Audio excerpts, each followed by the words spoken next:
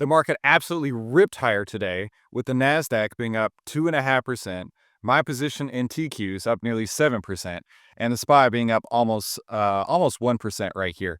But the crazy thing here is that gold, oil, and silver are getting absolutely monkey hammered. So what I want to do today is take a look underneath the surface and see what's going on.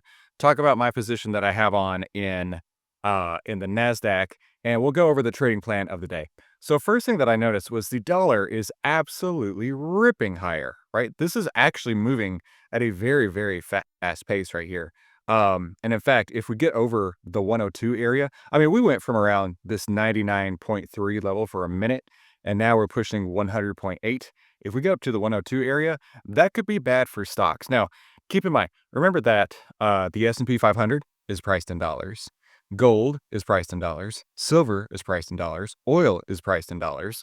So anytime you see assets that are priced in dollars get a more expensive dollar, that puts pressure on those assets. Now, we're not seeing that in the S&P 500 yet, but we definitely are in oil. I mean, look at oil. Oil is down to now $75 a gallon. That, or not a gallon, $75 a gallon. Unbelievable. $75 a barrel. And looking at gold now down to 4,200, silver now down to $65, and these just continue to fall right here. Now, also looking under the surface, I saw a couple things that are a little bit of a red light for me. One is that the 2-year yield continues to push higher. Now, remember, the 2-year yield puts pressure on the Fed to raise rates. And as this pushes higher and higher and higher, the expectation of the Fed raising rates also goes higher and higher.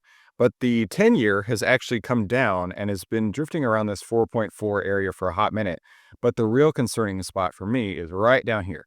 Now, if you remember what this is the 2-10 spread right here. The difference between what the rate is for the 2-year and what the rate is for the 10-year.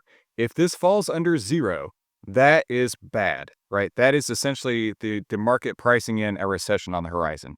And it bounced in this 46 basis point area. Remember, the difference between the 2-year point and the 10-year point is closing the gap even tighter.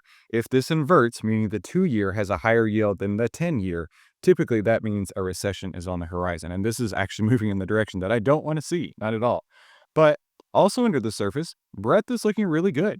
We're seeing more stocks that are getting new highs. We're seeing a good number of stocks that are getting, or less number of stocks that are getting new lows. So this is good. And then looking over here at MMFI, we've still got at least 50% of the market above its own 50-day moving average. MMTH shows 53.5% of the market above their own 200-day moving average. All that's constructive of the market. And if we jump into OVTLYR and look at the market breadth over here, still crossed over bullishly, meaning more buy signals than sell signals. And I want to share with you a handful of those buy and sell signals today and talk about some of your favorite stocks, right? What really moved on the day? Like I said, we saw the Nasdaq, it went up 2.5%. Now, I am long Nasdaq, full 100% disclosure using Plan ETF. Now, my plan is linked down below. It's in this PowerPoint right here. All you got to do is click down below, or if you go to ATRs.com/USIC plan, and you'll be able to follow this step by step by step. But I put this on the other day using my entire portfolio. And now at this point, I'm just looking for my exit signals. Now, remember, as a professional investor, you know where you're going to get in, why you're going to get in, and where you're going to get out. And you will not change that plan once you are in. A lot of people get excited, they put on a trade, and they're like, oh, this is going to be great. And then it moves against them one day, and they're like, oh no, the world is ending. And then it moves back up, and they're like, oh, this is going to be great, right? Investor psychology is real. It is a real thing that you have to overcome. One of the easiest ways to overcome this, now it's not going to be easy for everybody, but one of the easiest ways to overcome that is knowing where you'll get out and never change that plan. So no matter what happens in the market, I'm not going to exit my plan unless I have one of these. Now, there's a question that I saw brought up about a stop loss. I don't have a stop loss on this because I have multiple trailing stops. A sell signal is a trailing stop. The 10-20 bearish cross on the Qs, the 10 and 20 EMAs, if they cross under, that is a trailing stop. There are no order blocks on top of the Qs to worry about, so I don't have to stress on that. And then if the price closes 3 ATRs above the 20 EMA, so outside the value zone up here, kind of like it did at this spot right here, that is considered a sell into strength point. So no, I don't have a trailing stop, a hard stop loss here because I have one, two, three trailing stops and one sell into strength on this. So, and this is the back testing result of this plan, right? This red line right here with 1140% return over 5 years. So let's look at a handful of your favorite stocks. What really moved today? Well, the last week, technologies has been super strong. And then today, technology just decimated everybody, right? Up 3%. And if you look at the S&P 500 map, I love this map. This is so useful. I mean, where did money flow out of, right? It flew out of the banking sectors, it flew out of the healthcare sectors, and it flew right back into the big names that led the market up over the last couple months, which is the semiconductor stocks, right back over there. So if we look and we dig deeper into which sectors were strong today, or which industries in the sector, tech sector were strong today, you've got semiconductors, semiconductor equipment, and computer hardware. Right, and some of these names you're going to recognize: Intel, Micron, AMD, Marvell, QCOM, Taiwan Semiconductor, On Semiconductor, ARM, right? A lot of these names are putting up these big gains once again. So I took a look at a handful of these names, and I was a bit surprised. We don't have buy signals in them yet. We had tremendous moves between this buy signal and this sell signal. But what I am going to suggest is put these on your radar. While they aren't perfectly set up in OVTLYR just yet, put them on your radar. And so let's start with Intel, right?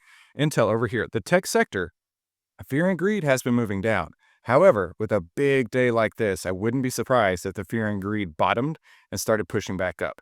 And then, interestingly enough, the tech sector breadth is quite negative. It's down at only 18%. Now, I would attribute that to the fact that we had such a huge run in the tech sector that a lot of these stocks got these really, really, really well-timed sell into strength type signals, like here on Intel back on May 11th, and it's been drifting sideways since that point.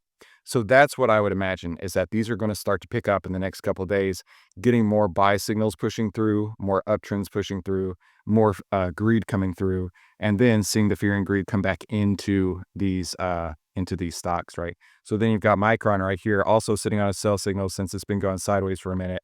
Then you've got AMD, huge move up from this buy signal to the sell signal right here, and then it drifted sideways. Once again, all of these are in the tech sector. So for this sector to flip, we're going to need several of these to start moving together, which is exactly what we saw today, right? Exactly what we saw when you look at the map, right? All of this from here over is all tech sector, and you can see just how bright green they are. In fact, let's go over the last week. I'm curious what that looks like.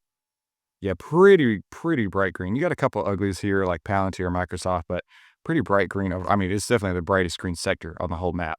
So there's your AMD, Marvell, big move up, right? Big move up. And it kind of went sideways since that point. Marvell, OVTLYR is telling you maybe now is not the time to get into this one. And then lastly, Qualcomm, right? We had this big move up right here. Qualcomm from April 17th to June 5th. And then before the sell-off happened, and now Qualcomm is turning around. Could be a great start. Now, I am not long into any of these stocks. I'm actually out on vacation, and I am following the exact plan that's linked down below using these exit signals. And I'm telling you what, it is so freeing to know what I'm looking for so I can check in about 5 seconds later and just be on with my day. Now, again, this is linked down below, and we absolutely are building this into the into OVTLYR, into the software. So this is going to be pretty much auto traded for you in the very, very near future. Now, I know a lot of people were pretty upset yesterday with the market sell-off, and it had to do with the fact that the Fed has basically said that rate cuts are off the table, and the only thing left on the board is rates going up. So you definitely want to watch this video where we talked about more about how rates are looking, and especially since we talked about how the 2 and 10 year, that spread over there is looking pretty dangerous in my opinion. You definitely want to watch this video to learn more.